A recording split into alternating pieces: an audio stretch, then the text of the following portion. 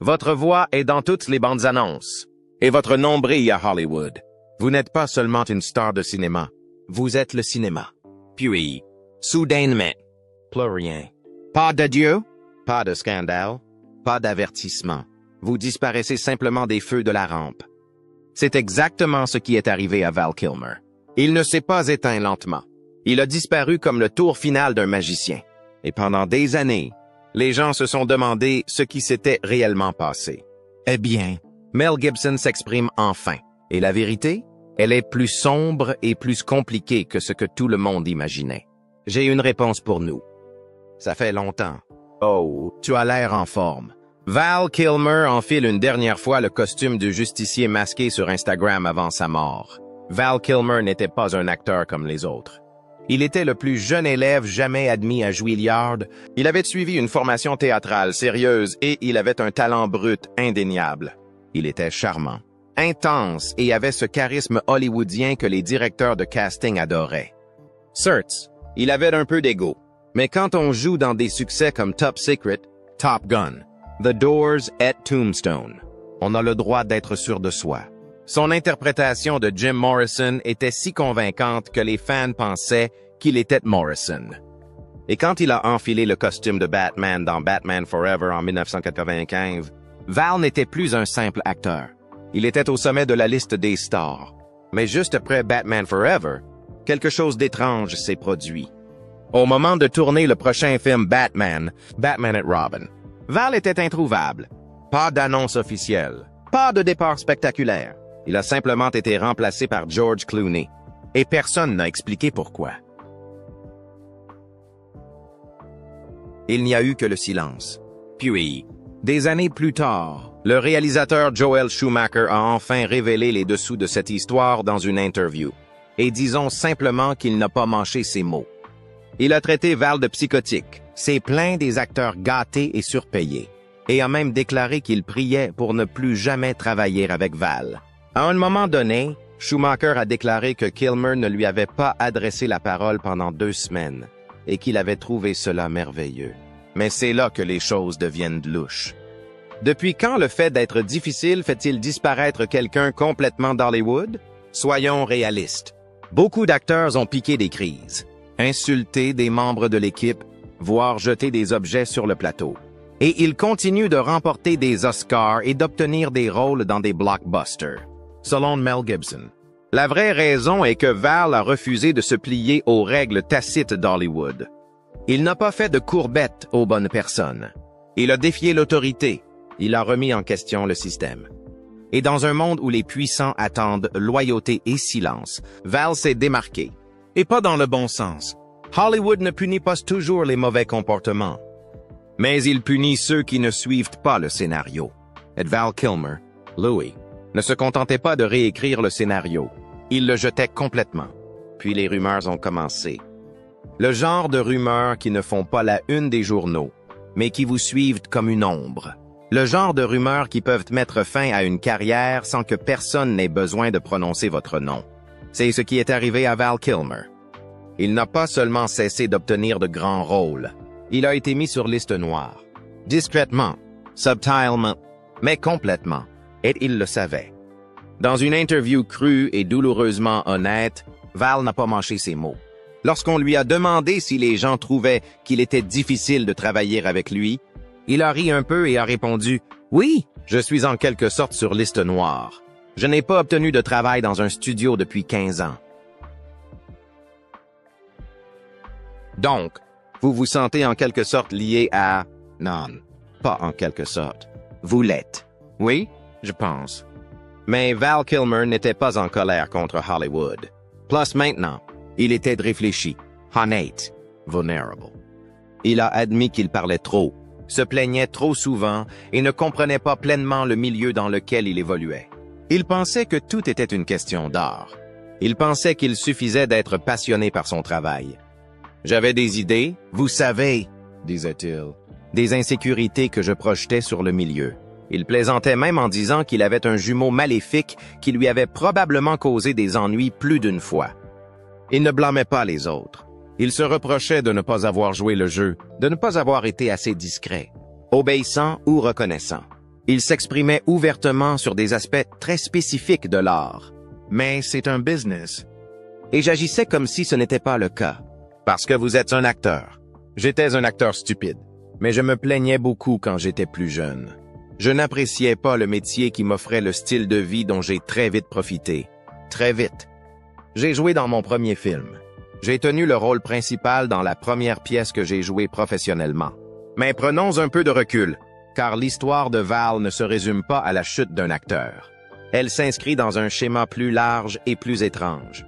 À la fin des années 90, les choses sont devenues suspectes. Kilmer a disparu de la scène publique entre 1948 et 1949. Mais il n'était pas le seul.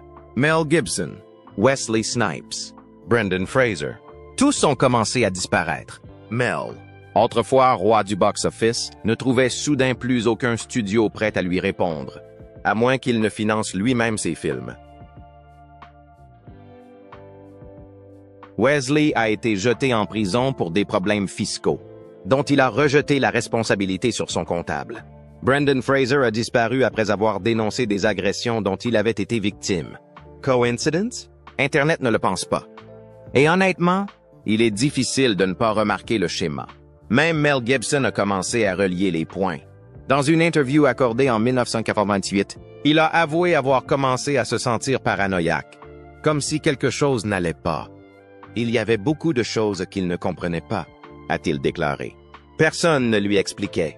Hollywood, a-t-il décrit, commençait à ressembler à l'un de ces saloons effrayants des vieux westerns, où dès qu'un étranger entre, tout le monde se tait. Il vous regarde tous, a-t-il dit, comme s'il vous mettait en garde. N'entrez pas dans cette maison sur la colline. Il s'est dit qu'il était fou, qu'il imaginait des choses. Mais quelques années plus tard, il a réalisé qu'il n'était pas paranoïaque. Il avait raison.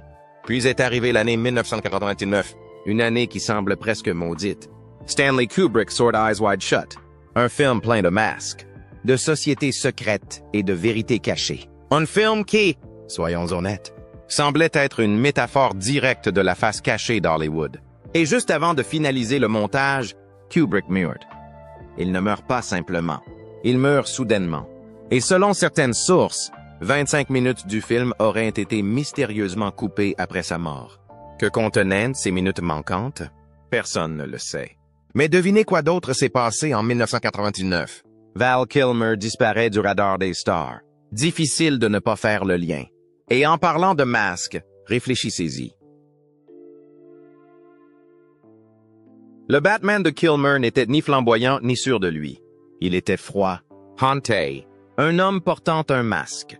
Non seulement pour rendre justice, mais aussi pour cacher quelque chose. C'était inquiétant. Et peut-être que ce n'était pas seulement du jeu d'acteur.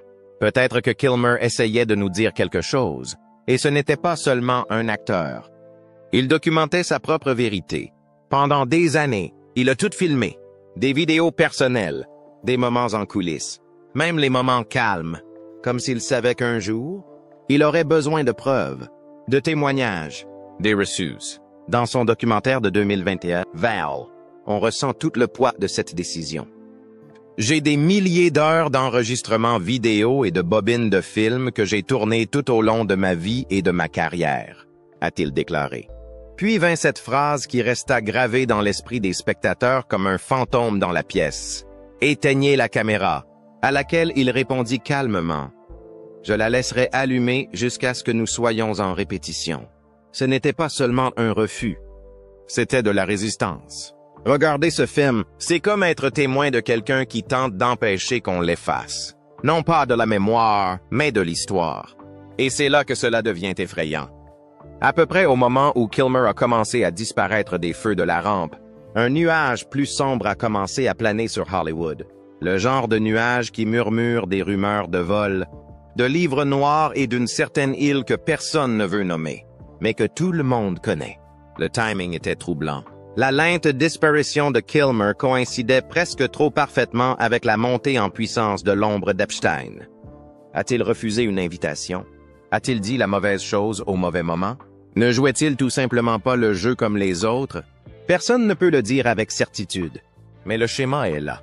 Trop de noms ont disparu du radar à la même époque. Et trop d'entre eux avaient une chose en commun. Ils n'ont pas gardé le silence. Pour mieux comprendre, revenons en 2015. C'est à cette époque que le scénario de Sound of Freedom a été écrit. Ce film, basé sur le travail réel de l'ancien agent de la sécurité intérieure Tim Ballard, se concentrait sur le sauvetage d'enfants victimes de réseaux pédopornographiques. Le tournage s'est terminé en 2018. Avec un tel sujet, on aurait pu s'attendre à une sortie dans les grandes salles. Non? Eh bien non. Le film a été ballotté comme une patate chaude. Personne ne voulait s'en occuper. Il est resté dans un tiroir pendant 5 ans. Pourquoi? C'est là que les choses commencent à devenir louches. À l'origine, il devait être distribué par la 20th Century Fox. Mais en Tonésina, Disney a racheté Fox. Et avec elle, les droits de Sound of Freedom. Et qu'ont-ils fait? Ils l'ont mis sous clé. Intérêt. Pour un film qui parle de sauver des enfants, c'est là que les gens ont commencé à se poser des questions.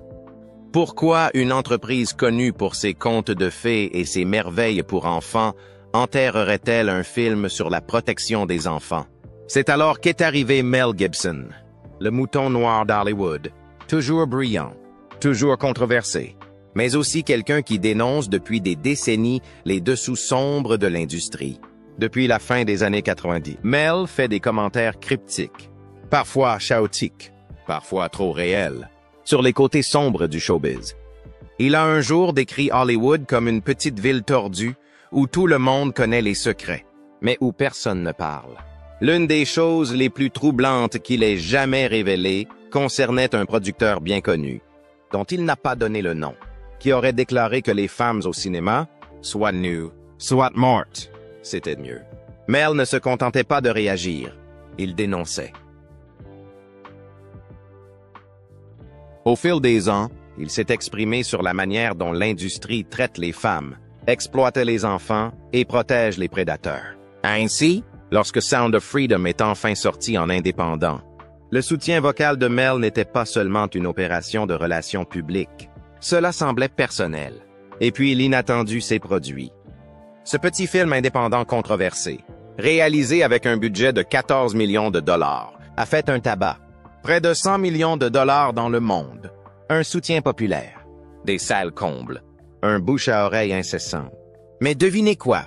Les médias grand public sont restés muets. Alpire, ouvertement hostile. Des médias comme CNN, Rolling Stone et The Guardian ne l'ont pas seulement ignoré. Ils l'ont descendu en flammes. Ils l'ont qualifié de complot. Pas d'analyse approfondie. Pas de critiques honnêtes. Juste un rejet catégorique. Il ne s'agissait plus du film, mais de ce qu'il représentait. Pendant ce temps, Mel se battait pour rester dans le jeu. Il faisait la promotion de L'Arme Fatale 5, affirmant que c'était le meilleur scénario de toute la franchise. Il est prêt, il est écrit, mais personne ne veut le produire. Et même lui admet qu'il ne comprend pas pourquoi. Mais soyons honnêtes, cela n'a probablement rien à voir avec le scénario, mais tout à voir avec son nom, le risque, son passé. L'étiquette de personnage trop controversé. Et c'est là que réside toute la frustration. Car soyons réalistes, il y a des gens à Hollywood qui ont fait bien pire et qui ont été accueillis comme si de rien n'était. Alors pourquoi pas lui? Il est intéressant de noter que quelques voix se sont élevées pour le soutenir. Robert Downey Jr., le roi du comeback, a notamment pris la défense de Mel pendant ces moments les plus difficiles. Plus récemment, Andrew Garfield l'a également défendu, notamment lors de la promotion de Hacksaw Ridge, réalisé par Mel. Garfield a même déclaré que tout le monde méritait une deuxième, une troisième, voire une quatrième chance. Mais pour Mel, cette chance semble toujours bloquée dans les limbes. C'est peut-être une question de politique. C'est peut-être une question de pouvoir. Peut-être est-ce un système qui punit certains tout en protégeant d'autres. Quoi qu'il en soit, Mel et Kilmer ont une chose en commun. Ils ont élevé la voix alors qu'il était plus sûr de se taire. Et peut-être, juste peut-être, est-ce que pour cela qu'ils ont été écartés des projecteurs? C'est là que les choses prennent une tournure plus sombre. Mel Gibson a commencé à faire allusion à quelque chose de plus profond, de plus sinistre derrière le déclin de Val Kilmer à Hollywood. Il ne disait pas simplement que Val avait perdu son talent ou qu'il était tombé malade. Non. Mel suggérait que Kilmer en savait trop. Que le véritable prix de la célébrité à Hollywood n'était pas seulement le travail acharné ou le talent. C'était votre âme. Et Val n'était pas prêt à signer ce contrat spirituel. Il n'allait pas se laisser manipuler par une industrie qui exigeait le silence en échange du succès. Selon Mel, Val avait vu derrière le rideau, poser les mauvaises questions, marcher sur les plates-bandes de personnes qu'il ne fallait pas questionner. Et puis, d'un seul coup, les opportunités se sont taries. Nous parlons d'un homme qui est passé du statut d'icône du cinéma à celui de fantôme des médias. Les rôles ont disparu. Les projets ont disparu. Les réalisateurs qui le qualifiaient autrefois de génie ont soudainement cessé de répondre au téléphone. Les studios ont fait comme s'ils n'existaient pas. Les médias, toujours avides de gros titres, ont renversé le scénario. Du jour au lendemain, il n'était plus brillant. Il était difficile, superficiel, égoïste. Le récit a été déformé, transformé en quelque chose de plus acceptable pour le grand public. Val n'était pas réduit au silence. Il prenait simplement du recul. Ma mère a brossé un tableau différent, qui ressemblait plus à un exil qu'à une retraite. Il pensait que Val Kilmer avait été poussé vers la sortie, non pas à cause d'un cancer ou de son âge, mais parce qu'il ne respectait pas les règles tacites. Le même système obscur que Mel dénonçait depuis des années aurait tourné le dos à Kilmer pour avoir refusé de se plier à ces règles. Et maintenant, les gens commencent à faire le lien. Était-ce vraiment une question d'ego? Ou était-ce une question d'exposition médiatique? Le refus de Kilmer de se taire a-t-il fait de lui une menace? Car voici le problème. Quand il est revenu à l'écran dans Top Gun Maverick, les fans ont vu ça comme un retour triomphal. Mais si tu regardes cette scène maintenant, en sachant tout ce qu'on sait, ça ne ressemble pas à un retour. Ça ressemble à un adieu doux et déchirant. La voix que tu as entendue dans cet échange émouvant avec Tom Cruise, ce n'était même pas sa vraie voix. Elle a été recréée à partir d'intelligence artificielle, d'anciens enregistrements et d'une volonté de faire. Val voulait jouer cette scène. Il en avait besoin. Mais physiquement, il menait un combat invisible juste pour tenir le coup chaque jour sur le plateau. Derrière les caméras, c'était brutal. Chaque journée de tournage le laissait épuisé. Chaque réplique était une montagne à gravir. Il ne s'agissait plus seulement d'un cancer de la gorge. C'était tout. Son corps était en rébellion et son esprit tenait bon. Mais à peine. Et puis, après Maverick, Val est devenu silencieux. Trop silencieux. Il a arrêté les interviews, cessé d'assister à des événements et a complètement disparu de la vie publique. La plupart des gens ont supposé qu'il profitait simplement de la tranquillité, qu'il se reposait enfin après des décennies sous les projecteurs. Mais ce n'était pas le cas. Il ne se reposait pas. Et il disparaissait. Lentement. Douleur. Silencieusement.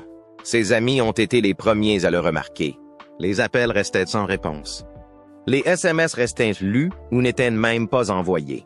Certains ne l'avaient pas vu depuis des mois. Même les membres de sa famille étaient dans le noir. Mais personne ne s'inquiétait vraiment. C'était Val Kilmer, après tout. L'énigme, l'artiste, l'homme qui avait autrefois transformé la solitude en art. Les gens se disaient que c'était juste Val étant Val. Mais ce n'était pas un homme qui choisissait la solitude. C'était quelqu'un qui s'éteignait. Puis le 1er avril est arrivé. Le monde s'est réveillé avec la nouvelle de sa mort. Beaucoup ont espéré qu'il s'agissait d'un poisson d'avril, d'un canular. Mais ce n'était pas le cas. Val Kilmer était parti. La cause officielle? Une pneumonie. Mais si vous connaissez Hollywood, vous savez que la pneumonie est leur euphémisme préféré. C'est la cause naturelle qui semble apparaître beaucoup trop souvent. Kim Porter, Heavy D, Andre Harrell. Tous partis. Tous morts d'une crise cardiaque ou d'une pneumonie, selon les rapports officiels. Mais les rumeurs en coulisses? Elles racontaient une autre histoire. Parlons un peu de Kim Porter, l'ex de Diddy. Elle est morte d'une pneumonie aussi. Du moins, c'est ce qu'ils ont dit. Mais saviez-vous que le premier rapport du médecin légiste avait conclu à un homicide? Ils ont trouvé des toxines dans son organisme. Du poison. Pas assez pour crier au meurtre, mais juste assez pour éveiller les soupçons. Andre Harrell, même histoire. Crise cardiaque. Mais aucun signe avant-coureur. Et puis Heavy D? Il a été retrouvé face contre terre. Encore un décès soudain. On dirait un scénario écrit d'avance. Un plan de sortie pratique pour ceux qui parlent trop fort ou qui s'approchent trop près de quelque chose qu'ils ne sont pas censés toucher. Alors quand les résultats de l'autopsie de Val ont été rendus, les gens ont commencé à se poser des questions. Oui, il avait un cancer. C'est de notoriété publique. Mais le rapport ne se limitait pas à la maladie. Il dressait le portrait d'un homme qui dépérissait. Il souffrait d'infections persistantes dues à d'anciennes opérations qui n'avaient pas guéri. Son corps présentait des signes de malnutrition sévère, de fonte musculaire, de douleurs physiques, mais aussi émotionnelles. Il prenait des analgésiques puissants sur ordonnance. Le genre de médicament que l'on ne prend que si l'on vit dans une agonie constante. Pas assez pour faire une overdose, mais suffisamment pour que tout le monde sache que cet homme souffrait en silence, profondément. Certaines de ces infections auraient pu être traitées. A noté le médecin légiste, mais elles ne l'ont pas été parce que Val n'a pas demandé d'aide. Il ne disait rien. Il ne laissait personne entrer dans sa vie. L'homme qui illuminait autrefois le grand écran était désormais assis dans le noir, menant un combat silencieux que personne ne pouvait voir. Il avait ses enfants, ses journaux intimes, ses peintures, mais il s'isolait, se renfermait sur lui-même, se préparant peut-être à la fin. Et puis il y a eu la vidéo de Batman, quelques jours avant sa mort. Il a publié un hommage, un moment que ses fans voient désormais d'un autre œil. Il semblait fragile, mais son expression avait quelque chose de paisible, de définitif. « J'ai un animal pour nous », a-t-il dit d'une voix douce, le regard lointain. « Ça fait longtemps », a-t-il ajouté en souriant. Mais aujourd'hui, cette vidéo ressemble à un adieu empreint de nostalgie, comme la dernière page d'un livre dont on ne savait pas qu'il touchait à sa fin. Val Kilmer n'était pas seulement une star de cinéma. C'était un lanceur d'alerte déguisé, un homme qui portait une cape à l'écran et un fardeau dans la vie. Il a osé dire non dans une industrie fondée sur le oui. Il a remis en question des choses qu'il ne fallait pas remettre en question. Il a pris du recul, non pas parce qu'il le voulait, mais parce qu'il le devait. Car le silence, dans son cas, était peut-être le seul bouclier qui lui restait. Et si Val Kilmer a été mis sur liste noire pour avoir pris la parole, qu'en est-il de ceux qui sont restés silencieux? Qui d'autre a conclu ce marché? Qui d'autre a troqué la vérité contre sa survie? Peut-être que le silence de Kilmer n'était pas une faiblesse, mais une stratégie. Peut-être était-ce la seule forme de protection qui lui restait. Un moyen de préserver son âme alors que la machine tentait de l'écraser. Nous nous retrouvons donc avec les conséquences. Une perte plus lourde que prévu. Un adieu qui ne semble pas complet. Et une question obsédante qui plane sur chaque image de Maverick. Chaque publication silencieuse. Chaque œuvre d'art qu'il a laissée derrière lui. Que s'est-il réellement passé avec Val Kilmer? Donnez votre avis dans